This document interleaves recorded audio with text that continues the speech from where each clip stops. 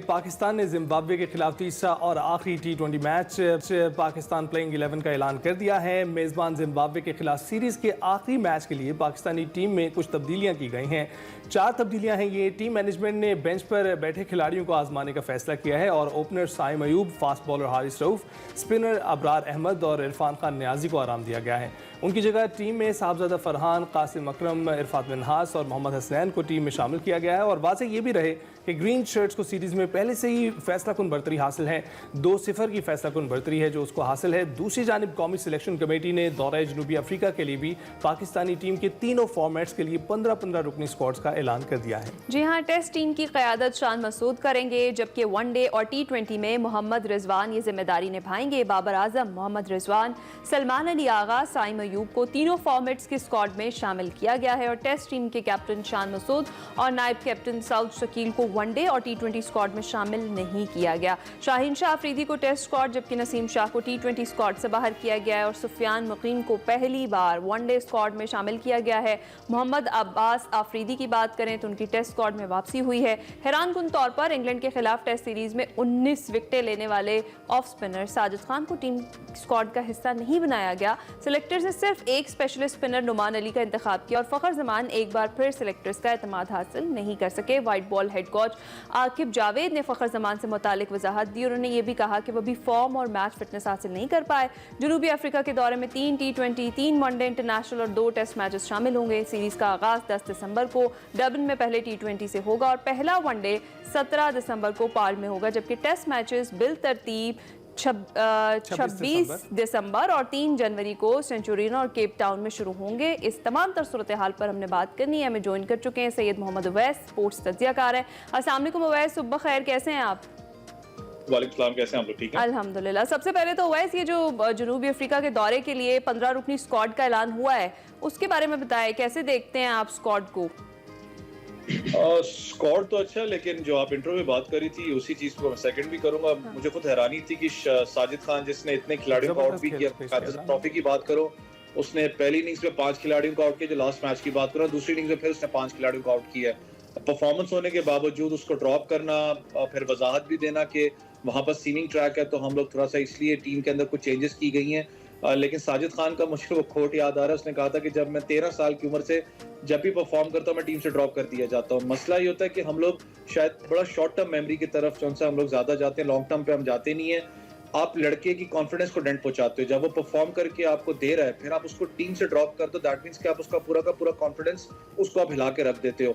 नुमान को शायद इसलिए एज थोड़ा सा, मुझे जहां तक फील होता है, दिया गया था कि वो बैटिंग भी कर सकते हैं। आपको पता है लेट अपना ऑर्डर के अंदर जाके उन्होंने उस दिन स्कोर भी किया है, तो शायद वो थोड़ा सा एक एज उनको मिल गया। लेकिन सबसे ज्यादा खुशी मुझे मोहम्मद अब्बास की वापसी की है। वो बॉलर, फास्ट बॉलर, जिसने वेस्ट इंडीज की डेड विकेट्स के ऊपर भी बॉल स्विंग करके देता रहा। आपको लोग उस पर तंज तो जरूर करते थे उनकी पेस को लेके। मोहम्मद अब्बास, डोमेस्टिक की बात करूं, चाहे आप काउंटी सर्किट की बात करें, one of the best bowlers है। जिस तरीके से वो आउट कर चुका है टूर्नामेंट के अंदर, उसका एक एक्सपीरियंस बड़ा मैटर करेगा पाकिस्तानी बॉलिंग लाइनअप पे। लेकिन अच्छी चीज थोड़ी सी कहते हैं, नेगेटिविटी तो जरूर होती है, लेकिन पॉजिटिव चीजें मुझे ये अच्छी लग रही है कि एटलीस्ट पाकिस्तान क्रिकेट की अब बैकअप प्लेयर्स तैयार होने शुरू हो गए। कि एटलीस्ट आपकी जो बेंच लाइनअप है, और बेंच लाइनअप से पीछे अगर आप बात करें, जो आपके एक्स्ट्रा प्लेयर्स होते हैं वो आपके पास पूल में आ रहे हैं, कि ताकि जो आपके सीनियर प्लेयर्स थे उनका भी दिमाग जो उनसे इस वक्त वो ठिकाने आया होगा कि यार। अवैस, ये तो बहुत जबरदस्त बात पॉइंट आउट आपने की कि पूल्स बनना शुरू हो गए हैं जिसमें आपके पास खिलाड़ी मौजूद हैं और आप शफल कर सकते हैं उनको।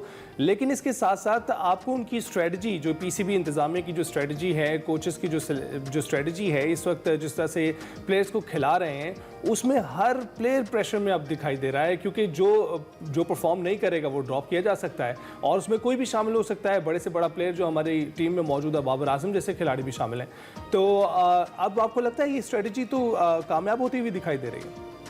देखिए, कामयाब होती दिखाई दे रही है, साथ में होनी भी चाहिए। मैंने कहा ना कि जो आपके जो सीनियर प्लेयर्स थे, जो आपके ऑटोमेटिक सिलेक्शन आपके दिमाग में आती है कि यार लड़के ऑटोमेटिक सिलेक्शन थे, उनका भी दिमाग जो सा वो ठिकाने आया होगा कि नहीं यार, हमने परफॉर्म करना है, मैंने अपनी सीट के लिए मैंने फाइट करनी है, फाइट करूंगा, नहीं तो मेरे पास पीछे बैकअप प्लेयर्स मौजूद हैं। ये जो जिम्बाब्वे की सीरीज स्पेसिफिकली हुई है, अच्छी बात है कि आपने उन सीनियर प्लेयर्स को रेस्ट दिया, आपने उन नए बेंच लाइनअप के प्लेयर्स को यहाँ पर ट्राई किया, क्योंकि T20 में बहुत ज्यादा टाइम अभी पड़ा है, साल सवा साल पड़ा है, तो एटलीस्ट आपके पास बैकअप प्लेयर्स इस वक्त आ रहे हैं और अच्छे बैकअप प्लेयर्स आ रहे हैं जो कि कहीं ना कहीं मैं कहता हूँ पाकिस्तान अगर ग्रूम करता है तो एक अच्छा एसेट पाकिस्तान के लिए हो सकते हैं, चाहे वो सुफियान मुकीम की आप बात कर लें, चाहे तलहा की बात करें, चाहे डिफरेंट प्लेयर्स की बात करें, तैयब ताहिर की बात करें, आपके पास बैकअप प्लेयर्स आ रहे हैं, अच्छी चीज है। लेकिन फखर जमान को ड्रॉप करना स्पेसिफिकली साउथ अफ्रीका सीरीज के लिए मेरे लिए कंसर्निंग साइन इसलिए था, अगर आपको याद हो पिछली दफा जब साउथ अफ्रीका में खेलने गए थे तो सबसे ज्यादा स्कोर भी उसी का था।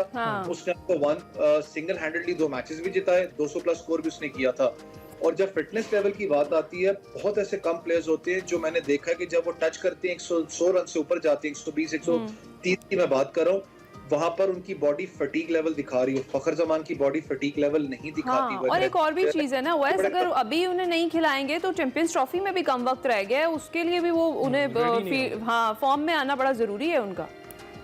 देखिए शायद मुझे फील होता है कि जितना साइम अयूब को पाकिस्तान टीम अपना चांस दे रही है, शायद उनके प्लान्स में साइम अयूब वाला मामला जरूर चल रहा होगा। लेकिन मैंने फिर कहा ना कि फखर जमान का एक प्लस पॉइंट आपको क्या होता है कि चाहे वो आप मिडिल ऑर्डर के अंदर खिलाएं, चाहे आप ओपनिंग डिपार्टमेंट में खिलाएं, सबसे बड़ा जो इशू पाकिस्तान क्रिकेट का है, लेट्स कम टू रियलिटी के हम लोग ठीक है, ऑस्ट्रेलिया की जीत हमें बहुत जबरदस्त थी, पाकिस्तान की मस्ट विन थी, वो पाकिस्तान ने जीता, बॉलिंग यूनिट ने परफॉर्म किया।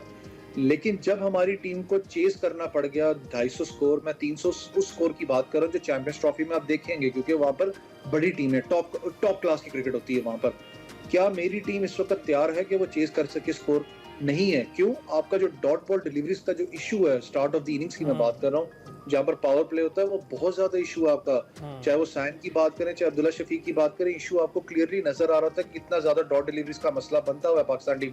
फिर मिडिल ऑर्डर की बात करें, मिडिल ऑर्डर के अंदर भी ये इशू है आपके पास। जब 5 और 6 नंबर की बैट्समैन की बात करते हैं, वो बैट्समैन आज तक जो वर्ल्ड क्रिकेट के अंदर बात करें तो उनका जो स्ट्राइक रेट है वो 150 160 को टच करता है, 170 को भी करता है। वो जो आपने तैयब ताहिर और इरफान नियाजी की इनिंग्स देखी थी, अच्छी बात थी, बहुत अरसे के बाद आपने किसी को देखा कितना स्ट्राइक रेट पाकिस्तान की तरफ से टच हुआ है। ये मॉडर्न डे क्रिकेट की बात कर रहा हूँ, आपको उस कैलिबर के बैट्समैन चाहिए। तो जो पाकिस्तान, ये जो साउथ अफ्रीका सीरीज है, ये मेरे लिए डिसाइडर इसलिए क्योंकि जो ट्राई नेशन सीरीज खेलेगा वही चैंपियंस ट्रॉफी खेलेगा। तो स्क्वाड आपका जितना बन रहा है, सुपर पूल ऑफ क्रिकेट की बात करो, अच्छी बात है कि टफ कंपटीशन आ रहा है, लेकिन फखर जमान की वापसी जरूर होनी चाहिए क्योंकि वो बड़ा इंपॉर्टेंट प्लेयर होगा आपकी चैंपियंस ट्रॉफी, और खास करके मैं तो चाहता हूँ साउथ अफ्रीका सीरीज में, लेकिन ट्राई नेशन में बड़ा इंपॉर्टेंट प्लेयर आपके लिए। बिल्कुल। और अवैस ये बताइएगा, मेरी अपनी इस तरह है, एक्शन प्लेयर्स मैं देखा करता था हमेशा क्रिकेट में, जब भी शाहिद अफरीदी उतरते थे मैदान में तो मैं स्क्रीन से जुड़ जाता था, मुझे पता होता था आर या पार होगा, या वो आउट होंगे या खेलेंगे। तो ऐसे खिलाड़ियों को टीम में शामिल रखना, फखर भी हार्ड हिटर के तौर पर जाने जाते हैं, तो ऐसे खिलाड़ी जो हैं कितने ज़रूरी होते हैं किसी एक टीम में, और हमारी टीम क्या इस वक्त अफोर्ड करती है ऐसे खिलाड़ियों को अपने साथ शामिल रखना? देखिए इस वक्त अगर सबसे बड़ी एग्जांपल मैं दूं तो मैक्सवेल की आपको दूंगा। मैक्सवेल को क्लियर कट आपको नजर आता है ऑस्ट्रेलिया की तरफ से कि उनको एक रोल दिया हुआ गया है कि चाहे वो 4 मैचेस में फ्लॉप भी होता है, लेकिन जो उसकी एक प्ले ऑफ मोड है जैसे वो खेलता है वही तुमने जाके खेलनी है। आपने देखा होगा वनडे के अंदर फ्लॉप हुआ, T20 में उसने सारा का सारा गुस्सा के निकाला। आपको नजर भी है, रिवर्स शॉट्स की बात करूं, रिवर्स स्विच हिट की बात करूं, सारा कुछ आपको नजर आ रहा था, क्योंकि मॉड ऑफ क्रिकेट वो चाहिए उससे। वो ऑस्ट्रेलिया का क्लियर माइंडसेट एक नजर आपको आता है कि यार बेशक वो 3 मैचेस हरा दे, लेकिन वो मैच आपको जितवा देगा जो अनएक्सपेक्टेड मैच था, जैसे अफगानिस्तान के खिलाफ था, जाके उसने मैच आपको जितवा दिया था। आपको वो प्लेयर्स बनाने पड़ते हैं। हमारा सबसे बड़ा एक इशू डोमेस्टिक क्रिकेट में स्पेसिफिकली होता है कि डोमेस्टिक क्रिकेट में हमारा लड़का परफॉर्म कर रहा होता है, आपके पास ऐसे स्ट्राइक रेट वाले बैट्समैन भी आते हैं डोमेस्टिक में, लेकिन जो हमारा जो साइकोलॉजिकली जो एक मसला है ना, जब क्लब क्रिकेट की बात करता हूँ, अंडर 19 की बात करता हूँ, फिर आगे जाके आप फर्स्ट क्लास की बात करते हैं, एक लड़का जाके अंडर 19 के अंदर अगर आपको नजर आता है कि यार इसके अंदर दमखम है, ये अपना स्ट्राइक रेट और आपके लिए अग्रेसिव फिनिशर खत्म हो सकता है, इसको ग्रूम करो। हमारा लड़का 40 गेंदों में अगर 102 103 भी करता तो अगले मैच में कप्तान में जो बैठा था कोच पता है कहता है, भाई नीचे खेल, थोड़ा अपने आप को पता रख। यार आप उसकी गेम प्लान क्यों खराब करते हो? जिस गेम प्लान पे उसको उसी पे चलने दो ना।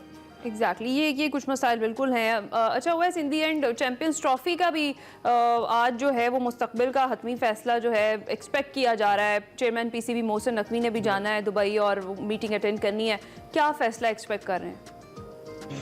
देखिए चैंपियंस ट्रॉफी वाला जिस वक्त इशू है वो आपको पता है, जो स्पॉन्सर्स हैं यहाँ तक वो बड़े नाराज हैं इस वक्त ICC के बार वो भी देख रहे हैं कि भाई आखिर स्केड्यूल दे दो, सारे मामलात लगे हुए हैं, स्टेक भी सब चीजें लगी हुई हैं यहाँ पर। पाकिस्तान की एक अच्छी बात है कि अगर अभी तक की बात करूँ तो पाकिस्तान बड़ा तगड़ा डटा हुआ है इस वक्त ICC के अंदर, वरना कहीं ना कहीं फैसला आपको पता हो गया होता शायद, क्योंकि जो खबरें वहां से आ रही थी कि वोटिंग प्रोसेस है, ऑब्वियसली पीछे लॉबिंग भी इंडिया की चल रही होगी डिफरेंट लीग्स के अंदर, आपको पता है उनके सिस्टम चलते हैं, लेकिन पाकिस्तान डटा हुआ है। जो खबरें वहां से ये आ रही थी वो ये था कि कल तक जो खबर थी, आई डोंट नो कि वो ऑफिशियल है या नहीं है, अभी तक वो आइडेंटिफाइड हुई है कि बीसीसीआई ने वापस पाकिस्तान क्रिकेट बोर्ड को लिखा है कि अगर आप हाइब्रिड मॉडल इंडिया की बात करें तो इंडिया तो एक सेफ कंट्री है, यहाँ पर हम किसी मैचेस की बात करें, टूर्नामेंट की बात करें, हम हाइब्रिड पे नहीं जाएंगे। तो भाई पाकिस्तान भी तो सेफ कंट्री है, यहाँ पर हर कंट्री आके खेल चुकी है। इनको किस चीज का मसला है? अगर एक टीम की अना पे अगर आईसीसी जो इस वक्त बैठा हुआ है, देख रहा है क्या मामला होंगे, फिर पाकिस्तान क्रिकेट बोर्ड का जो डेडलॉक इस वक्त था बीसीसीआई के साथ, वो ये था कि जो फाइनल मैच है पाकिस्तान में खेला जाएगा। इंडिया को उसका भी मसला है कि नहीं कि फाइनल मैच वो भी बाहर इंशाल्लाह हम देखेंगे फाइनल यहाँ पर भी होता हुआ। वैसे बहुत शुक्रिया अपना तजिया पेश करने के लिए। और खिलाड़ी जो कंप्लेसेंट हुए बैठे थे, मुल्क के लिए तो खेले नहीं, अब अपने लिए खेलें और अपनी सीट बचाएं।